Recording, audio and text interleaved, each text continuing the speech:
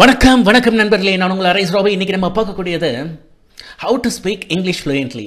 நம்ம எல்லாருக்குமே ஆங்கிலம் ரொம்ப சாதாரணமாக பேசணும்னு ஆசை. ஏன்னா ஏதாவது ஒரு வேலைக்கு போகணுமா, கண்டிப்பாக ஆங்கிலம் தெரிஞ்சிருக்கணும். வெளிநாட்டில் போய் மேற்படிப்பு படிக்கணுமா, அதற்கு கண்டிப்பாக ஆங்கிலத்தில் இருக்கக்கூடிய டோஃப்லாக இருக்கட்டும், ஐல்ஸாக இருக்கட்டும், ரெண்டுத்தில் நம்ம ஒரு நல்ல ஸ்கோர் வச்சுருக்கணும். மேலும் ஒரு லைஃப்பில் நம்ம ஒரு வேலை கிடச்சிருச்சு, அதுக்கு மேலே படிப்படியாக மேலே வரணும்னு வச்சுக்கோங்களேன், கண்டிப்பாக அந்த மனிதர் ஆங்கிலத்தில் சரளமாக பேசக்கூடியவராக இருக்கணும். ஏன் ஒரு ஃப்ரெஷராக இருந்தாலே சரி, அந்த எலிஜிபிலிட்டி க்ரைட்டீரியாவில் உங்களுடைய பர்சன்டேஜ் அதெல்லாம் என்ன தான் சொன்னாலும் சரி, அவங்க கடைசியாக ஒரே ஒரு விஷயம் மென்ஷன் பண்ணுவாங்க. என்ன அப்படின்னா கம்யூனிகேஷன் ஸ்கில்ஸ். ஸோ அப்படின்னும் பொழுது ஆங்கிலம் எளிதாக பேசுவது எப்படி, மேலும் அதற்கான சில வெப்சைட்ஸ்லாம் இருக்குது, அது எல்லாத்தையும் இந்த காணொலியில் பார்க்க போகிறோம். மேலும் இந்த மதர் டங் இன்ஃப்ளூயன்ஸ் அப்படின்னு சொல்லுவாங்கள்ல, அது இல்லாமல் என்னென்ன வழியில் நீங்கள் அழகாக பேச முடியும் அப்படின்றது தான் இந்த காணொலி ஃபுல்லாகவே பார்க்க போகிறோம். அதுக்கு முன்பு நம்ம சேனல் அரைஸ் ரோபி ஸ்பீக்ஸை சப்ஸ்கிரைப் பண்ணிவிடுங்க. வாங்க காணொலிக்கு போகலாம். ஆம் நண்பர்களே, முதலாவதாக பார்த்துக்க போனால் ரீடிங் நியூஸ் பேப்பர். எல்லாருமே சொல்லுவாங்க நியூஸ் பேப்பரை படிங்க, நியூஸ் பேப்பரை படிங்க அப்படின்னு சொல்லுவாங்க. என்னப்பா எல்லாரும் நியூஸ் பேப்பர் படிங்க அப்படின்னு சொல்கிறீங்க? எஸ் மை டியர் ஃப்ரெண்ட்ஸ், எந்த ஒரு மொழியை கற்றுக்கிறதா இருந்தாலும் சரி, நீங்கள் கண்டிப்பாக செய்தித்தாளை படிக்கணும். அது தமிழாக இருக்கட்டும், ஆங்கிலமாக இருக்கட்டும், ஃப்ரெஞ்சாக இருக்கட்டும், எதாக இருந்தாலும் சரி, அந்த மொழியில் இருக்கக்கூடிய செய்தித்தாளை படிக்கணும். ஏன்னா அந்த செய்தித்தாள் மூலமாக தான் உங்களுக்கு பலதரப்பட்ட விஷயங்கள் எல்லாத்தையும் கவர் பண்ணுவாங்க. அது கரண்ட் அஃபேர்ஸாக இருக்கட்டும், ஸ்போர்ட்ஸ் நியூஸாக இருக்கட்டும், இல்லை வேறு விஷயங்கள் சில்ட்ரன்ஸ்க்காக இருக்கக்கூடியதாக இருக்கட்டும், இது எல்லாமே பார்த்திங்கன்னா செய்தித்தாளாக இருக்கும். மேலும் நம்ம ஊரில் பார்த்திங்கன்னா த ஹிந்து தான் எல்லாருக்குமே ஃபேமஸ். எல்லாருமே அதை தான் உங்களுக்கு சொல்லுவாங்க, ரெஃபர் பண்ணுவாங்க, த ஹிந்துவை படிங்க. ஏன் ஸ்கூல்ஸுக்காக கூட இப்போல்லாம் தனியாக ஒரு செய்தித்தாள் வர ஆரம்பிச்சிடுச்சு. ஸோ ஸ்கூல் பசங்களுக்கு இதை மட்டும் படித்தால் போதும் அப்படின்ற மாதிரி. ஸோ பிகினர்ஸ்க்கு நான் என்ன சொல்வேன்னா, அதை படிங்கப்பா, அதை படித்தாலே கொஞ்சம் ஓரளவுக்கு உங்களுடைய ஆங்கிலம் வொக்காபுலரி டெவலப் ஆகும். மேலும் பார்த்தீங்கன்னா இந்த நியூஸ் பேப்பர் படிக்கிறது மூலமாக காமனாக நம்ம எல்லா விஷயம் கரண்ட் அஃபேர்ஸ்லாம் தெரிஞ்சுக்கிறத விட, அது பாலிட்டிக்ஸாக இருக்கட்டும், சில நேரங்களில் சயின்டிஃபிக் திங்ஸ், எல்லாத்துக்கும் மேலே பொருளாதாரம் பற்றியவே நீங்கள் தெரிஞ்சுக்கலாம். அப்புறம் இது எல்லாமே நீங்கள் தெரியும் போது ஒரு டெக்னிக்கல் வேர்ட்ஸ் அதில் எல்லாமே இருக்கும். இது எல்லாத்தையும் நீங்கள் நோட் பண்ணிக்கணும். மேலும் இந்த நியூஸ் பேப்பரை படிக்கிறதுனால உங்களுடைய வொக்காபுலரி இன்க்ரீஸ் ஆகிறது மட்டும் இல்லாமல், நீங்கள் மேல் படிப்புக்கு மேலே போகிறீங்க. அப்போ international English language testing system, ஐல்ஸாக இருக்கட்டும், டோஃபலாக இருக்கட்டும், இந்த ரீடிங் ஹேபிட்டு பின்னாட்களில் ஒரு மிகப்பெரிய அளவில் உங்களுக்கு கை கொடுக்கும். ஸோ படிக்கிறது அப்படின்னு முடிவு பண்ணிட்டீங்க, இந்த மொழியை சரளமாக பேசணும் முடிவு பண்ணிட்டீங்கன்னா, நீங்கள் ஸ்டார்ட் பண்ணுறது நியூஸ் பேப்பரை படிக்கிற பழக்கத்தை கொண்டு வாருங்கள். அது உங்களுக்கு மிகப்பெரிய அளவில் கை கொடுக்கும். அடுத்து என்ன அப்படின்னா, சும்மா சொல்லிட்டீங்க சரி நியூஸ் பேப்பர் படிக்கிறேன் அப்படின்னு அதோடு விட்டுறக்கூடாது. ரெகுலராக நியூஸ் பேப்பரை படிக்கணும். படிப்பது மட்டும் இல்லாமல் நாள்தோறும் அட்லீஸ்ட் ஒரு 3 இல்லை 5 வார்த்தைகளுக்கான புதிய வார்த்தைகளை அதிலேருந்து என்ன, அதற்கான மீனிங் என்னன்னு தெரிஞ்சுக்கணும், அந்த பொருள். மேலும் இன்னும் நல்லா இங்கிலீஷ் பேசணும்னு தெரிஞ்சுக்கணும், இந்த சிமிலர் மீனிங்ஸ்ன்னு சொல்லுவாங்க, அதனுடைய சிமிலர் மீனிங்ஸ் என்ன அப்படின்னு நோட் பண்ணிக்கோங்க. ஸோ காலடைவில் பார்த்தீங்கன்னா ஒரு மாதத்துக்கு பார்த்தீங்கன்னா கிட்டத்தட்ட கண்டிப்பாக ஒரு நாளைக்கு 2 வேர்டு உங்களுக்கு தெரிய வருதுன்னா 30 நாளைக்கு 60 வார்த்தைகள். இப்போ இந்த 60 வார்த்தைகளுக்கும் நீங்கள் வாக்கிய அமைத்து பாருங்கள். மேலே அது மட்டும் போதுங்களா? கண்டிப்பாக கிடையாது. அது உங்கள் அன்றாட வாழ்க்கையில் உங்கள் நண்பர்கள்கிட்ட பேசும் பொழுது அந்த வார்த்தைகளை உபயோகப்படுத்துங்க. எஸ். மேலும் அதை எடுத்து எழுதி வச்சுக்கிறது மட்டும் இல்லாமல், ஒரு பிரிண்ட் அவுட் எடுத்துக்கிறது கஷ்டம்தான், ஃபோட்டோ காப்பி எடுத்தாலும் இதுதான் தொல்லை தான். நீங்கள் எழுதுறது மூலமாக மட்டும்தான் அது உங்களுடைய மனதில் பதியும். ஸோ எதையும் சரி படிப்பது உங்களுடைய ஆள் மனதில் இருக்கணும் அப்படின்னு நினச்சிட்டிங்க அப்படின்னா, அதை ஒரு ஆர்வத்துடனும் அதனை எழுதி பாதுகாப்பாக ஒரு இதை வச்சுக்கோங்க. அந்த வார்த்தையில் உங்கள் நண்பர்களிடையே பேசும்போது அடிக்கடி அதை யூஸ் பண்ணுங்கள். இதுதான் ஒரு அருமையான. மேலும் பார்த்தீங்கன்னா ஃபஸ்ட்டு ஒரு விஷயத்தை நீங்கள் புரிஞ்சுக்கணும். படிங்கன்னு சொல்கிறீங்களே சார், படிக்கிறோம், ஆனால் படிக்கிறது சாதாரணமாக படிக்கக்கூடாதுங்க, சத்தமாக படிக்கணும். ஏன்னா மற்றவங்க என்ன நினைப்பாங்களோ, நம்ம வந்து கரெக்டாக படிக்கிறோமா, இந்த மாதிரி ஒரு அச்சமோ பயமோ இதுதான் இருக்கக்கூடாது. ஒரு ஆங்கிலமோ இல்லை எந்த மொழி நல்லா பேசணும்னு முடிவு பண்ணிட்டியா அப்படின்னும் பொழுது எந்த ஒரு இதாக இருந்தாலும் படிக்கும் பொழுது சத்தமாக படிங்க. ஸோ இந்த சத்தமாக படிக்கும் பொழுது தான் உங்களுக்கு அந்த ஃப்ரீக்வன்சி கரெக்டாக இருக்கும், மேட்ச் ஆகும். சரளமாக பேசுவதற்கு பின் நாட்களில் உங்களுக்கு கை கொடுக்கும். ஸோ எந்த ஒரு விஷயத்தை நீங்கள் படித்தாலும் சரி சத்தமாக படிங்கள். உச்சரிப்பு கரெக்டாக இருக்கணும், அது ரொம்ப முக்கியம். ஏன்னா உச்சரிப்பு அப்படின்னும் பொழுது நீங்கள் யாருடைய தயவும் தேவையில்லை. முன்னாடிலாம் வந்து இணையதளம் கூகுள்லாம் இருக்கிறதுக்கு முன்னாடி 1998 தான் கூகுள் வருது. அதுக்கு முன்னாடிலாம் பார்த்தீங்கன்னா டிக்ஷனரி எடுக்கணும், அதில் ஃபொனட்டிக்ஸ் எப்படின்னு பார்க்கணும். இப்போ பார்த்தீங்கன்னா உங்களுக்கு பிரச்சனையே கிடையாது. கூகுளில் தட்டினீங்கன்னா அடுத்தது அந்த ஸ்பீக்கர் சவுண்டை அடிச்சிங்கன்னா போதும், அது எப்படி ப்ரொனவுன்ஸ் பண்ணணும்னா டக்குன்னு வந்துடும். ஸோ எந்த மொழியை கற்றுக்கிறதா இருந்தாலும் ரொம்ப சுலபமாக போயிடுச்சு பார்த்தீங்களா. ஸோ நல்ல விஷயங்களுக்கு நம்ம இணையதளங்களில் பல விஷயங்கள் இருக்குது, நம்ம யூஸ் பண்ணிக்கலாம். நீங்களும் அதை யூஸ் பண்ணுங்கள். குறிப்பாக சத்தமாக படிங்க. மேலும் ஒரு மீனிங் எடுத்துக்கிட்டோன்னா உங்களுடைய மதர் டங்கில் அதுக்கு என்ன மீனிங், ஒரு வேர்டு மீனிங் எடுக்கிறதுன்னு சொல்லிட்டீங்கல்ல, அந்த வேர்டுக்கு அந்த வார்த்தைக்கு என்ன பொருள் அப்படின்றது உங்களுடைய தாய்மொழியில் என்ன அப்படின்றத தெரிஞ்சுக்கணும். இப்படி தெரிஞ்சுக்கிட்டிங்கன்னா கண்டிப்பாக உங்களுடைய லாங் டேர்ம் மெமரியில் அது பதிவாயிடும். மேலும் அதை நீங்கள் மறக்காமல் உங்கள் நண்பர்களிடையே பேசும் பொழுது அதை எந்த ஒரு தடையின்றி ஈஸியாக பேச முடியும். ஸோ எந்த ஒரு வேர்டாக இருந்தாலும் சரி அந்த வார்த்தைக்கான பொருளை உங்களுடைய தாய்மொழியில் என்ன அப்படின்னு தெரிஞ்சு வைத்துக்கொள்வது ரொம்ப நல்லது. ரைட் அன்னோன் வேர்ட்ஸ் என்னென்னா, நமக்கு தெரியாத நிறைய வேர்ட்ஸ்லாம் நம்ம கமக்ராஸ் பண்ணுவோம். சோம்பல் படாமல் அதெல்லாம் தனியாக நோட் பண்ணி வச்சுக்கோங்க.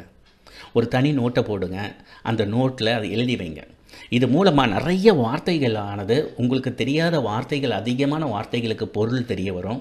அது எப்பொழுது உபயோகப்படுத்த முடியும் அப்படின்றது உங்களுக்கு அடுத்த கட்டமானது ஒரு நடவடிக்கைக்கு உங்களை எடுத்துக்க செல்லும்.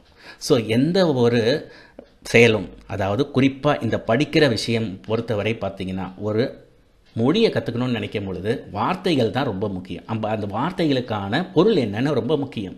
அடுத்து அந்த வார்த்தைகள் பொருள் முக்கியம், அதோடு முடிஞ்சுதா, அதனை எப்படி உச்சரிப்பது, எந்த சமயத்தில் நாம் அதனை உபயோகப்படுத்த வேண்டும், அந்த ரீகால் பண்ணுற ஒரு கேப்பபிலிட்டிஸ் அது ரொம்ப முக்கியம்.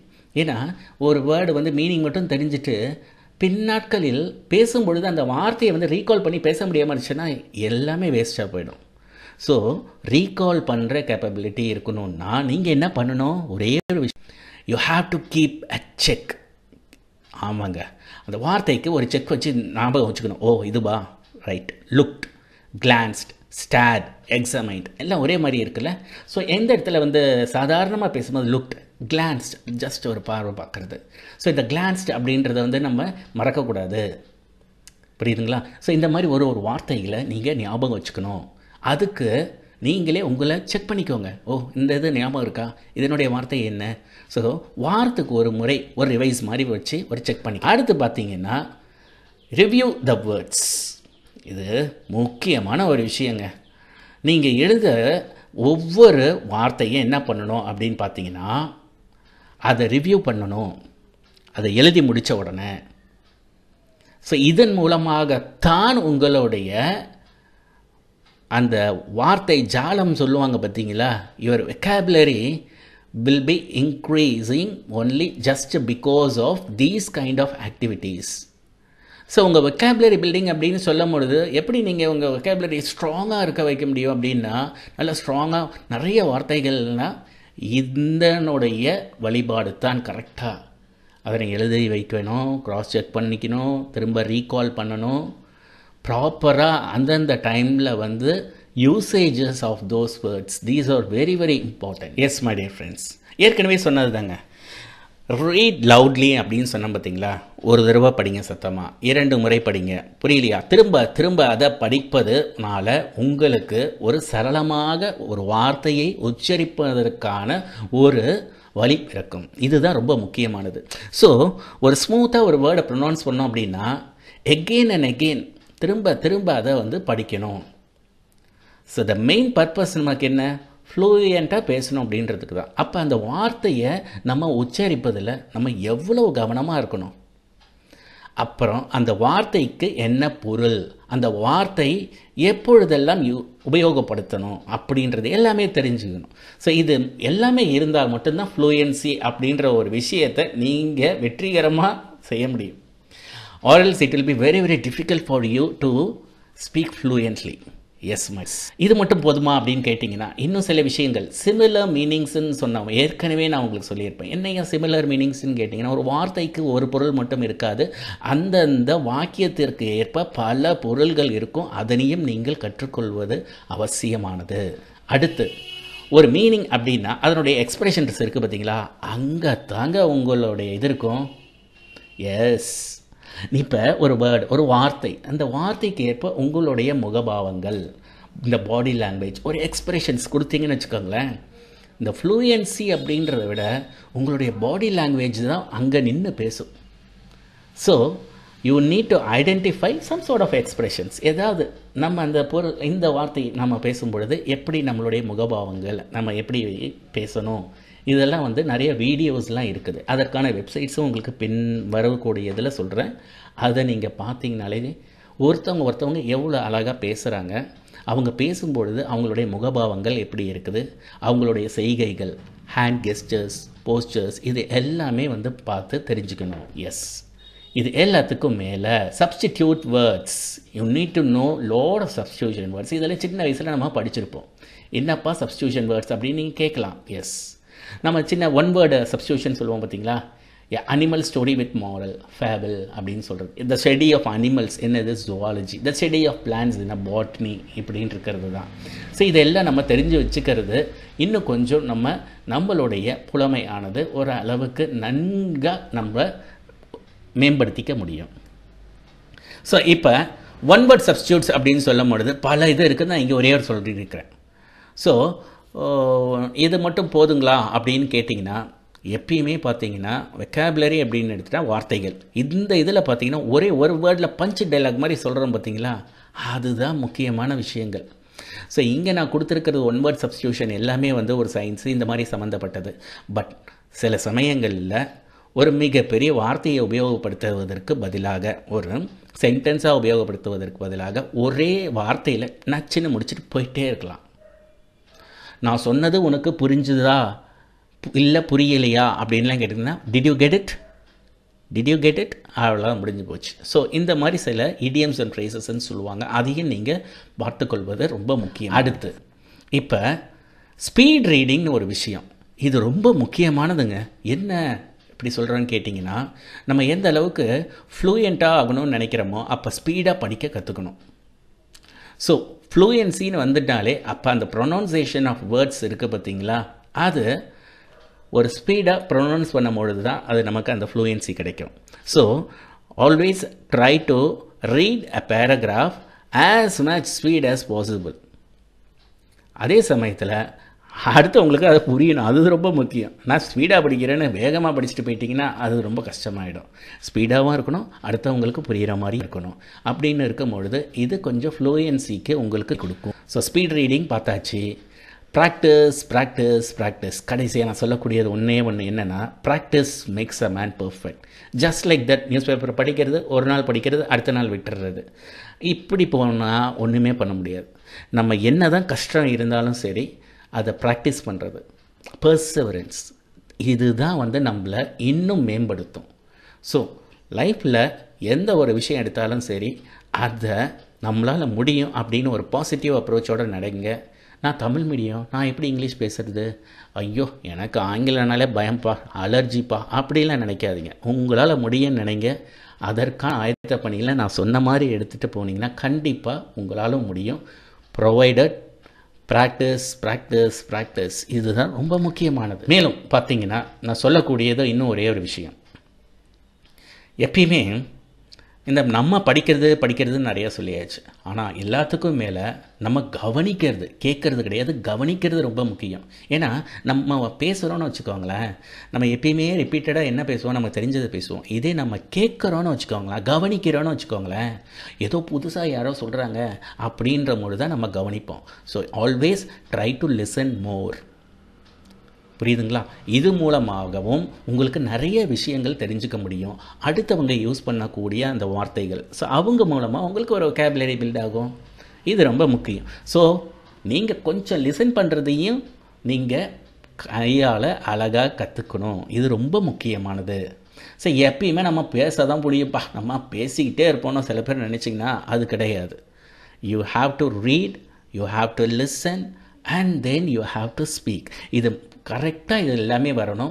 இதனிடையே உங்களுடைய ரைட்டிங் ஸ்கில்ஸ், உங்களுடைய ரைட்டிங் ஹேபிட், ஒவ்வொரு விஷயமும் புதிதாக படித்த எதையும் அப்படியே நோட் பண்ணி ஒரு க்ராஸ் செக் பண்ணிக்கிட்டே வந்திருந்தீங்கன்னா கண்டிப்பாக ஆங்கிலம் என்பது உங்களுக்கு சரளமாக ஒரு குறுகிய காலத்திலே நீங்கள் மிக பெரிய அருமையாக ஃப்ளூயண்ட்டாக பேசக்கூடிய நபராக மாற முடியும். எஸ் மை டியர் ஃப்ரெண்ட்ஸ், அதற்கான சில இம்பார்ட்டண்ட் வெப்சைட்ஸ் உங்களுக்காக நான் இங்கே கொடுத்துருக்குறேன். சரிங்களா? இது இந்த யூஎஸ் நியூஸ் பேப்பர்லேருந்து நம்ம இந்தியன் நியூஸ் பேப்பர் வரைக்கும் எல்லாமே ஃப்ரீயாக நீங்கள் இந்த வெப்சைட்லேருந்து எடுத்துக்கிட்டிங்கன்னா உங்களுக்கு கிடைக்கும். சரிங்களா? ஸோ இந்த ஃபாரின் நியூஸ் பேப்பர்ஸ் அப்படின்னு இருக்கும்போது பார்த்தீங்கன்னா அதில் இருக்கக்கூடிய வேர்ட்ஸ் எப்பயுமே யூஸ் பண்ணது உங்களுக்கு இன்னும் கொஞ்சம் உபயோகமாக இருக்கும். ஸோ இந்த வெப்சைட்ஸ் எல்லாமே உங்களுக்காக அந்தந்த கண்ட்ரியில் இருக்கக்கூடிய நியூஸ் பேப்பர்ஸோட வெப்சைட்ஸ். ஸோ இந்த காணொளி உங்களுக்கு ரொம்ப பிடிச்சிருக்குன்னு நினைக்கிறேன். இனி வரும் காலகட்டங்களில் ஆங்கிலம் எளிதாக இனிமையாக பேசுவது எப்படி அப்படின்றத அதிகப்படியாக உங்களுக்கான சில கதைகளோடும் மேலும் கிராமரே இல்லாமல் உங்களுக்கு பல விஷயங்களை சொல்லிக் கொடுக்குறேன். Yes my dear friends, thank you for வாட்சிங் this video. Stay with us connected by subscribing Arise Robbie and don't forget to click on the bell icon. Thank you. Bye bye. Thank you.